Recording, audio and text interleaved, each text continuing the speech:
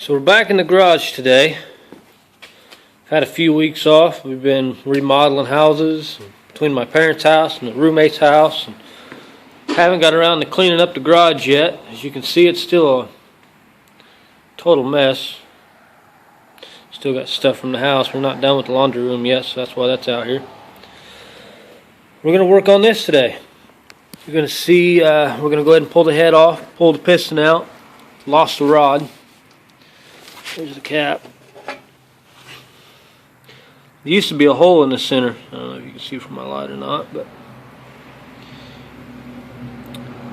it's a little plugged up. So we're going to pull the battery out, pull the fins off, the shroud, and go ahead and get that head pulled off. That way we can get the rod and piston out. And we're going to check the crank, make sure the crank's still looking pretty good. So hopefully it's just a new rod fixable. So we'll see. Alright, we got all that off there. Got everything out of the way. Got the battery out of the way. We start undoing the head.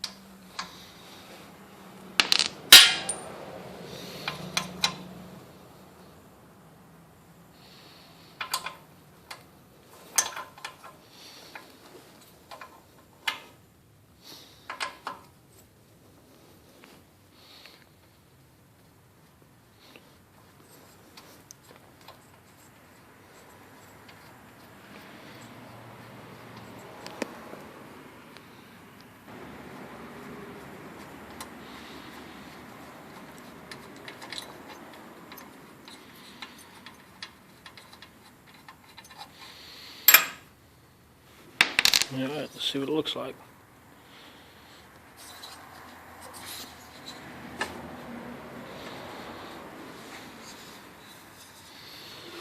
Yeah.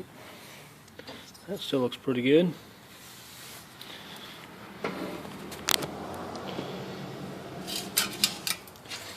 Somebody was asking me yesterday about pinging around the valves.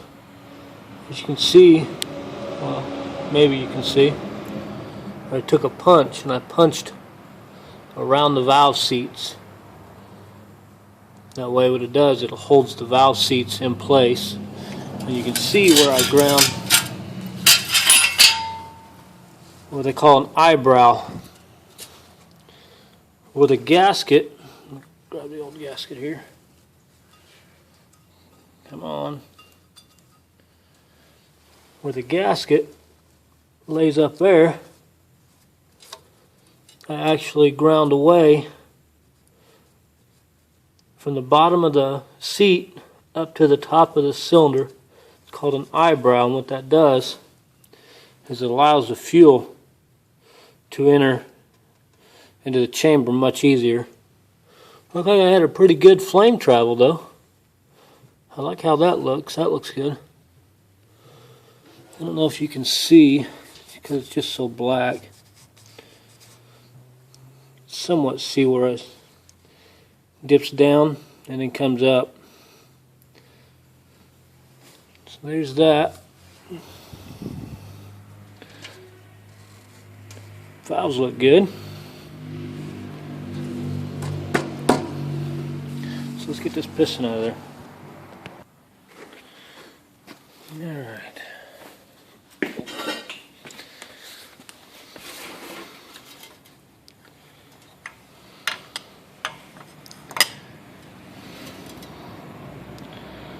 Well, all that looks good.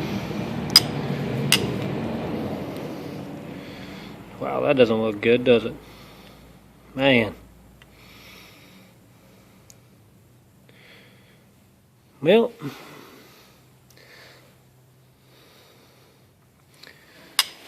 There's that. I just got to find another rod. And what these are 40 rods. See where it says 40 right there. This is a 42. This was considered a 42. Let me show you on the head here. Find it. If you ever have trouble trying to figure out what the cubic inch is on these Briggs Opposed Twin, god darn light. There you go, you can see it. It should say 42-1, and on the other head it says 42-2. That means this is started off as a 42 cubic inch. I think it was a 16 or an 18. I want to say it's probably an 18. What I did, it's got the 42 crank in it. You can see where I've ground for oil clearances. Well, that kind of sucked. My phone went from 50% down to nothing in the 6 minutes that I was recording. So let's try this again. Pick up right where we left off. What I was telling you was, what I did is I ground the crank on the top and the bottom for oil clearances. And I modified the connecting rod. I drilled a hole and chamfered it in the back of the cap. And then on the piston, back side of the rod here, darn light's so bright you can't see anything. I drilled that out bigger and I put a deeper chamfer into it. But other than that, these are just standard stock rods, which I was hoping they would last longer than they did. But what I'm also going to do is I'm going to check that oil slinger, make sure it's still intact, because it is hard to sling the oil up that high. I hope that hopefully that'll clean up. Like I say, excuse my voice, I've got a cold and it's driving me nuts.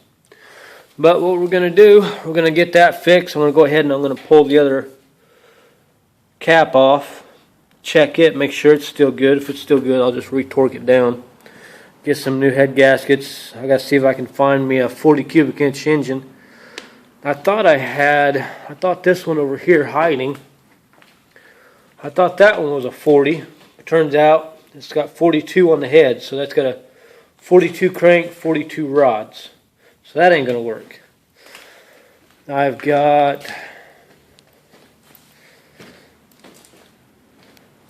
more engines. That's a 42. That's a pressure lube. That one I'm going to actually build up in the winter.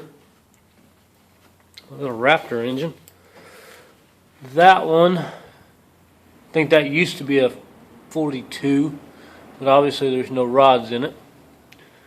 I've got two more engines laying around here somewhere, and I've got another engine at my parents' old property, which I'm going to guess they're all 42, but I will run out there tomorrow and double check.